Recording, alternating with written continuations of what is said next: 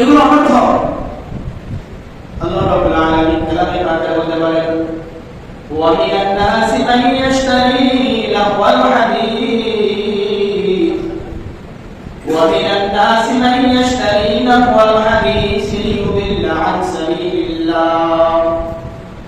আল্লাহ রাব্বুল আলামিন বলেন, মানুষদের মধ্যে যারা লাহওয়াল হাদিস অনর্থক কথাবার্তা, অনর্থক গল্পের বই ক্রয় করে, লাহওয়াল হাদিসের মধ্যে তাফসীর গল্প মুফাসসিরগণ এখানে তাফসীর করে, লাহওয়াল হাদিসের এখানে খেলাধুলা চলে আসে, এখানে গান বাদ্য চলে আসে, এখানে সমস্ত অনর্থক কথাবার্তা গল্প গুজব এখানে চলে আসে।